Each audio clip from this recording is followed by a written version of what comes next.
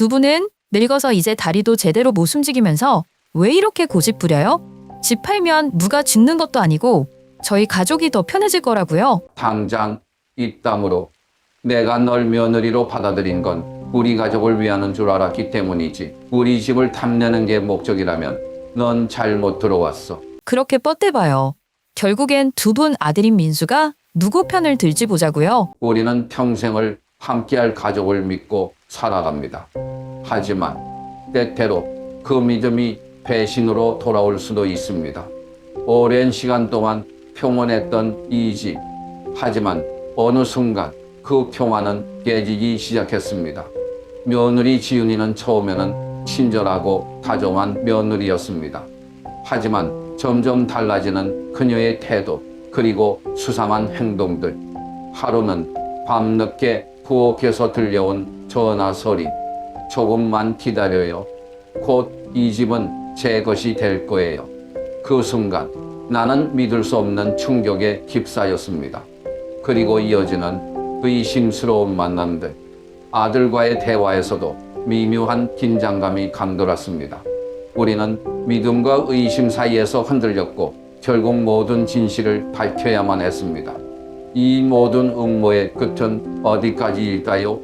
그리고 가족은 어떤 선택을 해야 했을까요? 그 놀라운 결말이 지금 시작됩니다.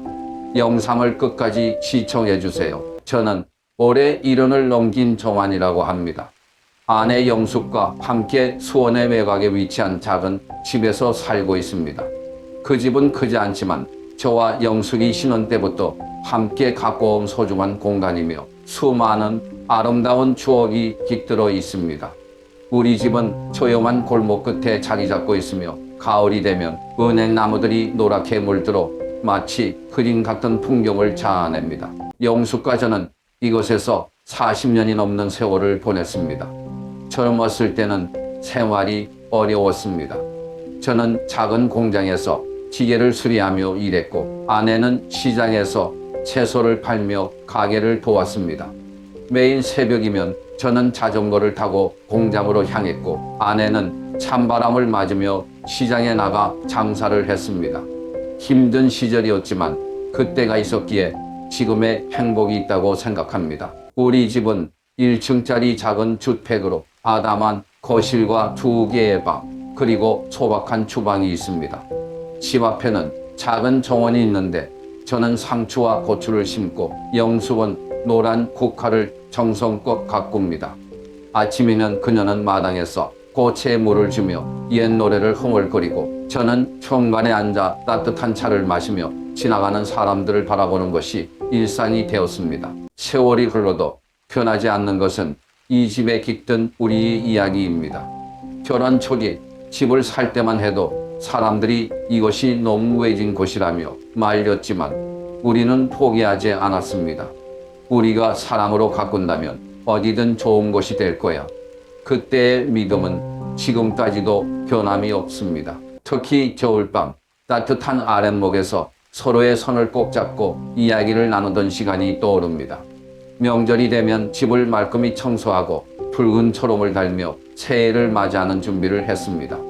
작은 집이지만 우리의 삶이 고스란히 담겨 있는 곳입니다. 우리 아들 민수가 장성하여 결혼을 하게 되었을 때 저는 더없이 기뻤습니다. 민수는 어릴 때부터 성실하고 효심 깊은 아이였습니다. 대학을 졸업한 후 서울의 한 대기업에서 일하게 되었고 저는 아들이 좋은 배우자를 만나길 간절히 바랐습니다.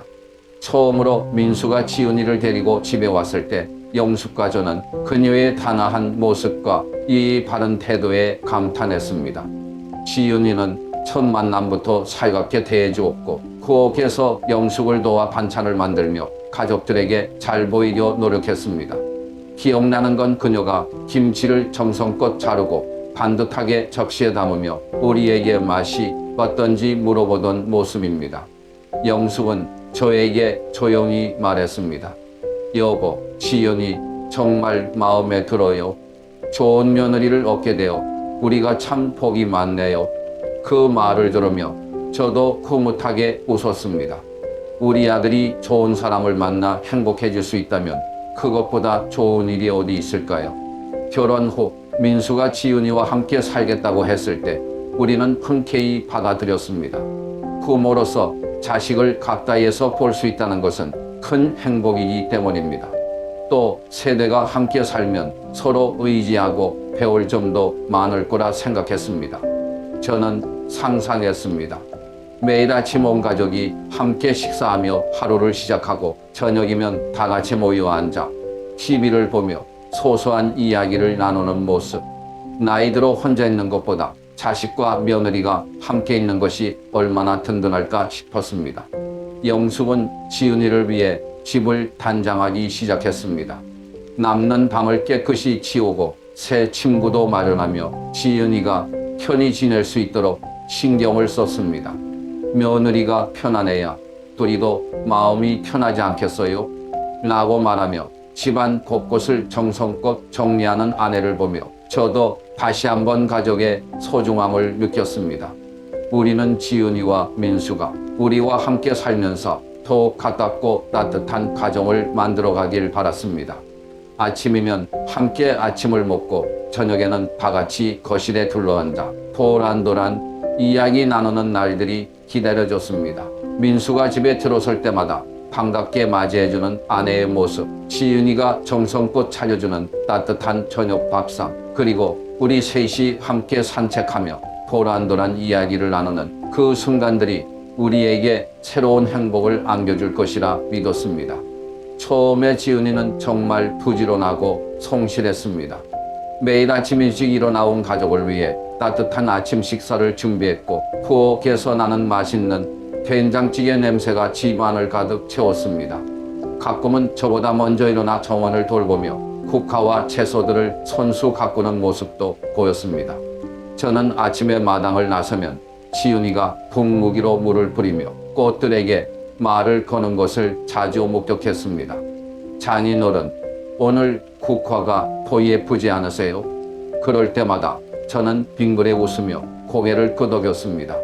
사실 정원일은 제 취미였지만 지은이가 기꺼이 거들어주니 마음이 한결 가벼워졌습니다.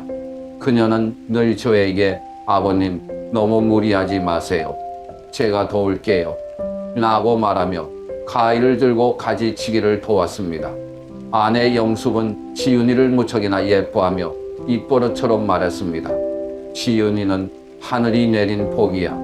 정말 좋은 며느리를 두었어. 우린 운이 좋았어요, 여보. 그 말을 들을 때마다 저도 동의하지 않을 수 없었습니다.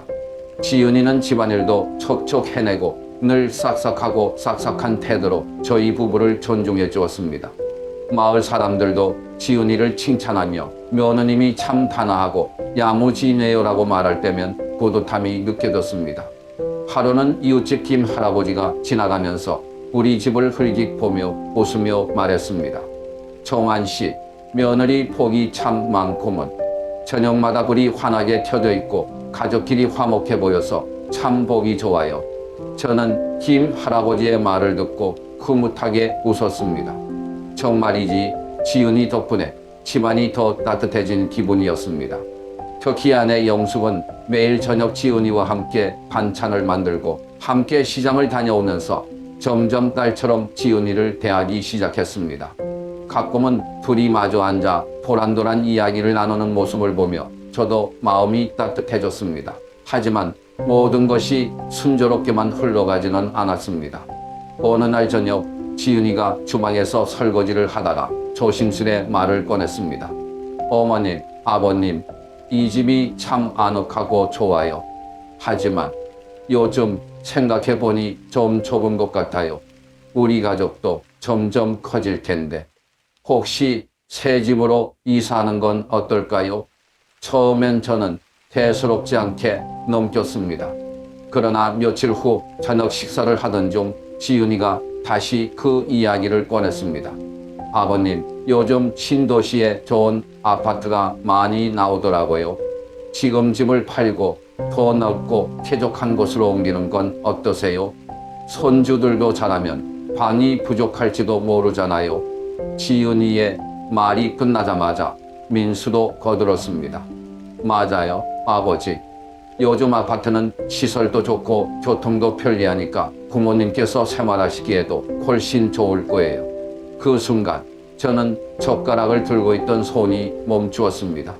오랜 세월 살아온 이 집을 떠난다는 것은 생각조차 해보지 않았기 때문입니다.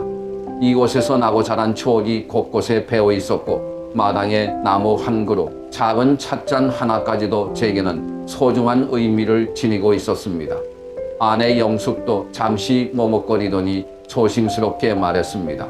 그래도 이 집이 참 정이 많이 들었는데 떠나기가 쉽지 않아요. 하지만 민수와 지은이는 우리를 계속 설득했습니다. 어머님, 아버님, 새로운 곳에서는 생활이 훨씬 편하실 거예요. 엘리베이터도 있고 관리도 잘 되어 있어서 힘들지 않으실 거예요. 며칠 동안 우리는 밤마다 누워서 이 문제에 대해 이야기했습니다. 저도 젊은 사람들의 생각을 이해하려고 노력했습니다. 결국 저는 아내에게 말했습니다. 당신이 생각하기에 어떤가? 민수 말대로 이사 가는 게 좋을까? 아내는 한숨을 쉬며 말했습니다. 당신이 결정해요. 하지만 난 이 집이 참 좋은데. 결국 우리는 여러 고민 끝에 민수와 지은이의 의견을 받아들이기로 했습니다. 가족이 더 행복해지고 편안해질 수 있다면 우리의 정든 집을 떠나는 것도 하나의 선택이라 생각했습니다. 하지만 그 선택이 우리에게 어떤 결과를 가져올지 그때는 미처 알지 못했습니다. 어느 날 저녁 지은이가 우리가 잠든 줄 알고 부엌에서 전화 통화를 하는 소리가 들려왔습니다. 원래 깊이 잠들던 나였지만 그날따라 이상하게 잠이 오지 않아 마루에 나와 창밖을 바라보며 생각에 잠겨 있었습니다. 바로 그때 부엌에서 들려오는 조용한 목소리에 나도 모르게 귀를 기울였습니다. 걱정하지 마요, 오빠. 조금만 더 기다려주세요. 조만간 어머님, 아버님을 설득해서 이 집을 팔게 만들 거예요. 그러면 새로운 집은 제 이름으로 하고 두 분은 다른 곳으로 모셔드리면 되죠. 그 말을 듣는 순간 심장이 철렁 내려앉았습니다. 마치 수십 년 동안 쌓아온 믿음이 한순간에 무너지는 느낌이었습니다. 내가 사랑하고 아껴주던 며느리가 이럴 줄이야. 그동안 지은이를 얼마나 아꼈던가. 그녀가 처음 집에 들어왔을 때부터 친딸처럼 여기며 정을 주었건만 결국 우리를 떠나게 만들 계획을 세우고 있었다니. 나는 마른 침을 삼키며 조용히 방으로 돌아갔습니다. 하지만 영숙에게는 아무 말도 하지 않았습니다. 아직 확실한 증거가 없었고 괜히 말을 꺼냈다가 불필요한 오해가 생길까 걱정되었습니다. 대신 나는 지은이를 좀 더 지켜보기로 했습니다. 그날 이후로 나는 지은이의 작은 행동 하나하나가 신경 쓰이기 시작했습니다. 아침 식탁에서 웃으며 아버님, 어머님 요즘 건강은 어떠세요? 라고 물을 때도 그 웃음이 예전처럼 순수하게 느껴지지 않았습니다. 점심때 시장에서 돌아와 이 집에서 어머님, 아버님과 함께 지내서 너무 행복해요. 라고 말할 때도 그 속마음이 진심인지 의심스러웠습니다. 며칠 후 집안 청소를 하던 중 지은이가 전화를 받으며 낮은 목소리로 이야기하는 모습을 보게 되었습니다. 그녀는 문간에 서서 주위를 살피며 조심스럽게 말을 이어갔습니다. 아니요, 아직이요. 아버님이 좀 고집이 세셔서요. 하지만 민수도 계속 설득하고 있으니까 곧 결정하실 거예요. 네, 돈 문제도 잘 해결될 거예요. 나는 일부러 마른 기침을 하며 지나갔고 지은이는 깜짝 놀란 듯 전화를 황급히 끊고 부엌으로 들어갔습니다. 그녀의 표정에서 당황스러움이 묻어났고 나는 아무 일도 모르는 척 웃으며 지나쳤지만 속으로는 의심이 더욱 깊어졌습니다. 이후로 나는 지은이의 행동을 주의 깊게 관찰하기 시작했습니다. 그녀는 점점 더 자주 민수와 작은 목소리로 대화를 나눴고 대화 주제도 주로 집과 관련된 것이었습니다. 하루는 저녁을 먹으며 민수가 뜻밖의 말을 꺼냈습니다. 아버지, 어머니, 집 팔면 생기는 돈으로 작은 전원주택을 하나 구하시는 건 어때요? 공기도 좋고 조용하잖아요. 나는 그 말을 듣고 밥숟가락을 내려놓고 조용히 물었습니다. 민수야, 너는 정말 우리가 이 집을 떠나는 게 좋다고 생각하니? 민수는 순간 멈칫하더니 애써 미소를 지으며 말했습니다. 아니요, 아버지. 다만 부모님께서 더 편안하게 지내셨으면 해서요. 아파트보다는 전원주택이 낫지 않겠어요? 영숙은 조용히 듣고만 있었지만 그녀의 얼굴에도 고민이 묻어났습니다. 나는 아무 말 없이 식사를 마치고 거실로 나와 소파에 앉아 깊은 생각에 빠졌습니다. 지윤이의 속내를 알게 된 이상 더 이상 이 상황을 방관해서는 안 된다는 생각이 들었습니다. 며칠 후 나는 일부러 지윤이가 자주 가는 카페에 나가 그녀를 몰래 따라갔습니다. 그녀는 도착하자마자 어떤 남자와 만났고 그와 함께 앉아 무언가 진지한 대화를 나누고 있었습니다. 그녀의 얼굴에는 다소 초조함이 묻어 있었고 남자는 서류 같은 것을 그녀에게 건네주고 있었습니다. 나는 멀리서 지켜보며 사진을 찍었고 그날 저녁 민수에게 조용히 이야기를 꺼냈습니다. 민수야, 내가 할 말이 있다. 민수는 의아한 얼굴로 나를 바라보았고 나는 천천히 휴대폰을 꺼내 지은이의 사진을 보여주었습니다. 이게 뭐야, 아버지? 너 이 집을 팔자고 계속 이야기하던 이유가 뭔지 생각해봤니? 내 아내가 뭔가 숨기고 있어. 민수의 얼굴은 점점 굳어졌고 그는 사진을 한참 들여다보았습니다. 하지만 그는 여전히 지윤이를 믿고 싶어 했습니다. 아버지, 지윤이가 그런 사람이 아니에요. 아마 오해일 거예요. 하지만 나는 더 이상 조용히 있을 수 없었습니다. 나는 침착한 목소리로 말했습니다. 민수야, 너도 부모로서 우리가 이 집을 얼마나 소중하게 생각하는지 알잖니? 그런데 만약 우리가 떠나면 이 집이 누구의 이름으로 바뀔 것 같니?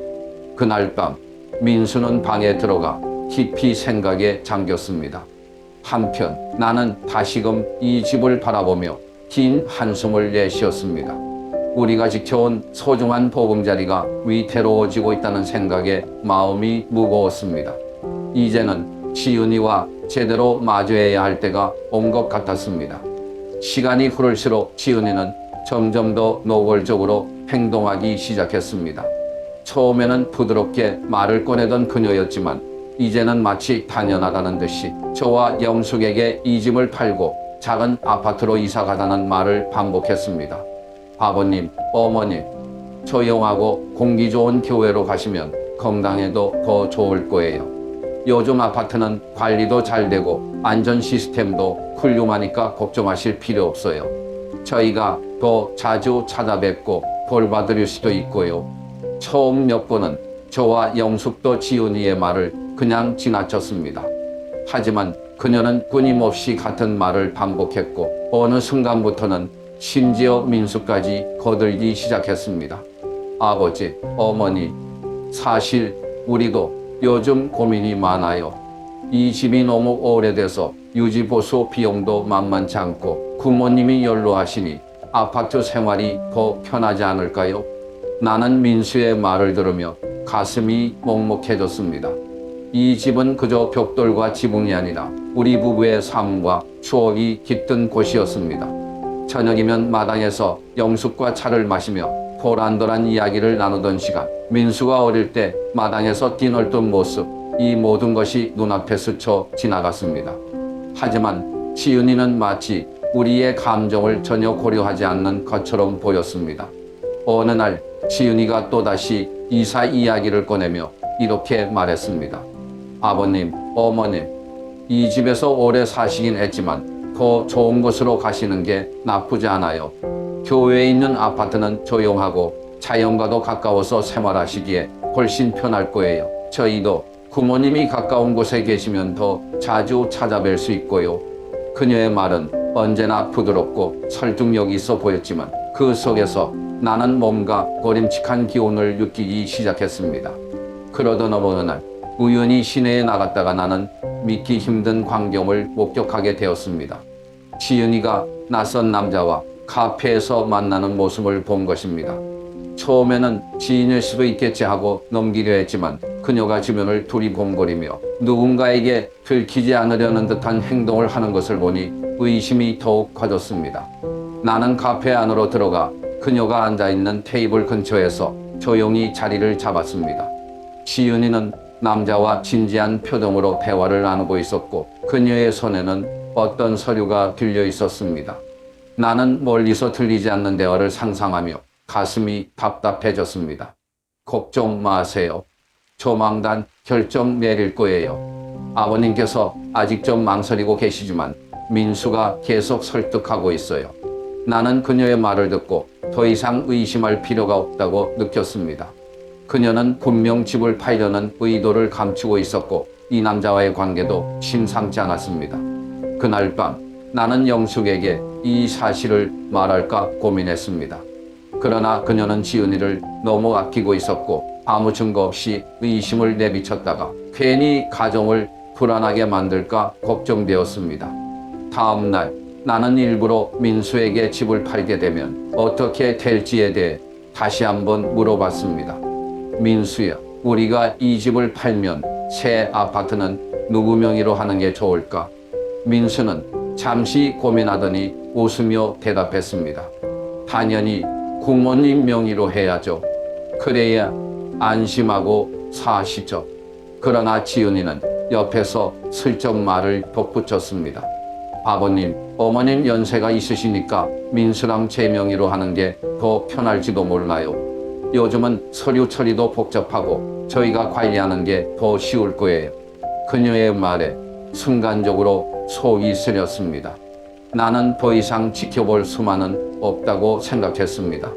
그날 이후 나는 지은이가 다시 그 남자를 만나는지 확인하기 위해 몇 번이나 시내를 나갔습니다. 그리고 결국 며칠 후 또다시 같은 카페에서 그 남자와 만나는 모습을 보았습니다. 이번에는 서류를 넘기며 뭔가 중요한 계약이라도 하는 듯한 표정이었습니다. 나는 사진을 찍고 저녁에 민수를 불러 조심스럽게 물었습니다. 민수야, 지은이가 요즘 바빠 보이던데 무슨 일 있어? 민수는 의아한 표정을 지으며 말했습니다. 아니요, 그냥 집안일이 많아서 그런 거죠. 나는 핸드폰을 꺼내 지은이가 남자와 함께 있는 사진을 보여주었습니다. 민수의 얼굴이 굳어졌고 그는 한참 동안 아무 말도 하지 않았습니다. 이건 그냥 아는 사람일 거예요, 아버지. 그 말을 듣는 순간 나는 더 이상 지은이에 대한 의심을 피할 수 없었습니다.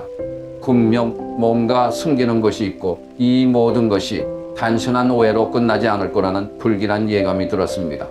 나는 영숙에게 이 사실을 말해야 할지 아니면 더 지켜봐야 할지 깊은 고민에 빠졌습니다.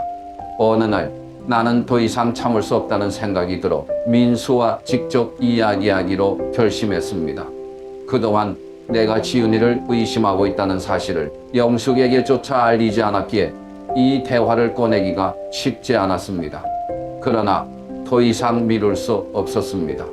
나는 민수를 조용히 풀로 거실로 데리고 갔습니다. 민수야, 아버지가 할 말이 있다.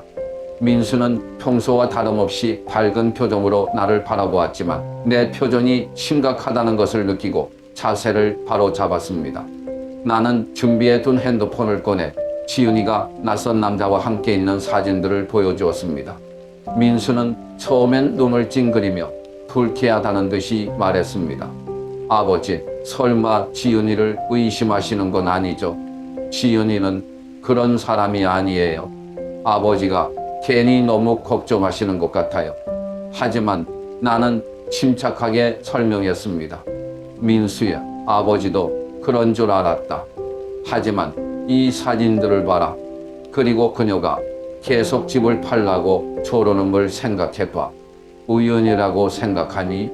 민수는 사진을 다시 한번 유심히 들여다보았습니다. 그의 얼굴이 점점 굳어지더니 마침내 깊은 한숨을 내쉬었습니다. 아버지, 저도 사실 요즘 조금 이상하다고 생각했어요. 지은이가 짐에 대해 자꾸 이야기하는 것도 그렇고. 알았어요, 아버지. 제가 직접 지은이와 이야기해 볼게요. 하지만 전 그녀가 이런 일을 했다고 믿고 싶지 않아요. 그날 저녁, 지윤이가 평소처럼 미소를 띠고 집에 돌아왔습니다. 영숙은 여느 때처럼 따뜻한 밥상을 차렸고 저녁 식사는 조용히 진행되었습니다. 하지만 민수의 얼굴은 평소와 달리 심각해 보였습니다. 마침내 그가 입을 열었습니다. 지윤아, 나 할 말이 있어. 지윤이는 놀란 듯이 쳐다보았지만 이내 침착한 표정으로 응했습니다. 무슨 일이야? 무슨 걱정이라도 있어? 민수는 핸드폰을 꺼내 그녀에게 사진을 보여주었습니다. 지윤이는 사진을 보더니 순간적으로 당황한 기색을 보였지만 곧 평정을 되찾고 침착한 목소리로 말했습니다. 이 사람이요? 오해하지 마세요. 그냥 사업상 만난 분이에요. 제가 요즘 새로운 프로젝트를 진행 중이라 자주 만나고 있어요. 민수 씨한테 말하려고 했는데 타이밍을 못 맞췄어요. 하지만 나는 그녀의 눈빛을 놓치지 않았습니다. 그녀가 민수의 눈을 똑바로 바라보지 못하고 손가락을 만지작거리며 불안한 기색을 감추려고 하는 것이 느껴졌습니다. 민수 역시 평소보다 더 날카로운 눈빛으로 지훈이를 바라보며 말했습니다. 정말이야? 왜 나한테 미리 말하지 않았어? 요즘 아버지도 그렇고 어머니도 그렇고 집 문제로 다들 고민이 많으셔. 이런 일이 있으면 나한테 먼저 말해야 하는 거 아니야? 지윤이는 억지로 웃으며 대답했습니다. 미안해, 오빠. 그냥 별일 아니라고 생각했어. 다음부터는 꼭 말할게. 그녀의 말은 논리적이었지만 나는 여전히 마음이 개운하지 않았습니다. 민수는 지은이의 말을 믿는 듯 했지만 나는 그녀의 태도 속에서 뭔가 숨기려는 마음을 읽을 수 있었습니다. 그날 밤 영숙은 나에게 속삭였습니다. 여보, 아무래도 지은이가 뭔가 숨기는 것 같지 않아. 저렇게까지 평정심을 유지하는 게 오히려 더 의심스러워. 나는 그녀에게 조용히 말했습니다. 나도 그렇게 생각해. 하지만 지금은 더 지켜보자. 민수도 믿고 싶어하는 것 같으니 섣불리 결론 내리지 말자. 이후 지은이는 평소보다 더 친절하게 굴었고 일부러 나와 영숙에게 더 많은 시간을 함께 보내려 노력하는 듯 보였습니다. 하지만 나는 그녀의 말과 행동이 이제 더 이상 믿음직스럽지 않았습니다. 며칠 후 나는 다시 한번 그녀를 뒤쫓아 카페에 나갔습니다. 그리고 이번에는 그녀가 남자와 더 깊은 대화를 나누는 장면을 목격했습니다. 그녀는 걱정스러운 얼굴로 고개를 끄덕이며 무언가를 약속하는 듯 했습니다. 그 모습을 보며 나는 결심했습니다. 이제는 단순한 의심이 아니라 진실을 반드시 밝혀야 할 때가 왔습니다. 지윤이가 우리가 떠날 작은 아파트를 준비했다며 짐을 싸기 시작할 때쯤 나는 뭔가 불안한 기분을 떨칠 수 없었습니다. 마치 모든 일이 너무 순조롭게 흘러가고 있다는 느낌이 들었고 그것이 오히려 더욱 의심스러웠습니다. 그러던 중 우연히 서재에서 민수의 서류를 정리하다가 한 장의 문서를 발견하게 되었습니다. 그것은 다름 아닌 20여 명의 병정 계약서였고 소유주란에 선명하게 지은이라는 이름이 적혀 있었습니다. 순간 심장이 멎는 듯 했고 머릿속이 하얘졌습니다. 나는 몇 번이고 문서를 다시 확인하며 믿기지 않는 현실을 받아들이려 애썼습니다. 어떻게 이렇게까지 철저하게 준비했단 말인가? 이사 날짜까지 조율해 놓고는 우리가 떠나는 순간 이 집이 그녀의 것이 되어버릴 계획이었던 겁니다. 나는 더 이상 참을 수 없었습니다. 그날 밤 영숙에게 조용히 이 사실을 알렸고 그녀는 한참 동안 말을 잇지 못한 채 눈물을 흘렸습니다. 우리가 믿고 아꼈던 며느리가 이렇게까지 했을 줄이야. 나는 즉시 법률 상담을 받기로 결심했습니다. 다음 날 아침 일찍 변호사를 찾아가 상황을 설명했고 변호사는 심각한 표정으로 고개를 끄덕였습니다. 이건 단순한 오해가 아닙니다. 계약서가 이미 작성된 상태라면 법적 조치를 취하는 것이 현명합니다. 그리고 경찰에도 신고를 했습니다. 지윤이가 이 집을 자신 명의로 돌려놓기 위해 얼마나 교묘하게 일을 진행했는지를 설명하자 담당 경사는 조사를 시작하겠다고 했습니다. 며칠 후 지윤이는 경찰과 변호사 앞에서 마주하게 되었습니다. 처음에는 태연한 표정을 유지하며 단순한 착오라고 둘러댔지만 증거를 하나씩 내밀자 결국 입을 다물고 말았습니다. 민수가 지켜보는 가운데 그녀는 결국 고개를 떨구며 모든 계획을 인정할 수밖에 없었습니다. 죄송합니다. 저는 그냥 더 좋은 곳에서 살고 싶었어요. 민수 씨도 부모님이 편하게 계셨으면 했고, 그러나 민수는 더 이상 지윤이의 말을 믿지 않았습니다. 그는 아무 말 없이 서류를 내려다보더니 한참 후 고개를 들고 단호한 목소리로 말했습니다. 지윤, 나 더 이상은 못 믿겠어. 우리 여기서 끝내자. 지윤이의 눈에는 눈물이 맺혔지만 민수의 결심은 확고해 보였습니다. 결국 그들은 이혼하기로 했고 지윤이는 짐을 싸서 떠나갔습니다. 그녀가 마지막으로 문을 나설 때 나는 무겁고 착잡한 마음을 감출 수 없었습니다. 모든 일이 끝난 후 나는 영숙과 함께 다시 이 집으로 돌아왔습니다. 마당에 들어서자마자 그녀는 나지막이 속삭였습니다. 여보, 우리 집이야. 우리가 살아온 이것 말이에요. 나는 조용히 고개를 끄덕이며 주위를 둘러보았습니다. 모든 것이 여전했습니다. 문 앞에 국화도, 바람에 흔들리는 작은 풍경 소리도, 그리고 이 집에 깃든 수많은 추억도 그대로였습니다. 비록 힘든 시간을 겪었지만 우리는 다시금 우리가 사랑하는 곳에서 평온한 나날을 보낼 수 있게 되었습니다. 나는 영숙의 손을 꼭 잡으며 말했습니다. 다시는 이런 일이 없도록 조심해야겠어. 우리 같은 노인네들이 세상 물정 모른다고 방심하면 안 되겠어. 그녀는 조용히 웃으며 고개를 끄덕였습니다. 맞아요, 여보. 가족이라도 너무 믿으면 안 되는 법이죠. 나는 이번 일을 통해 중요한 교훈을 얻었습니다.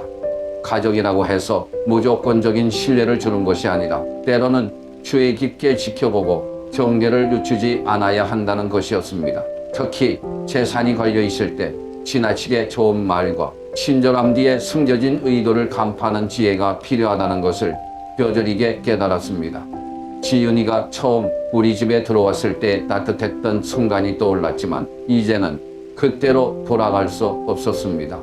사람의 마음이란 결코 겉모습만으로는 알 수 없다는 것을 우리는 뒤늦게 깨닫게 되었습니다.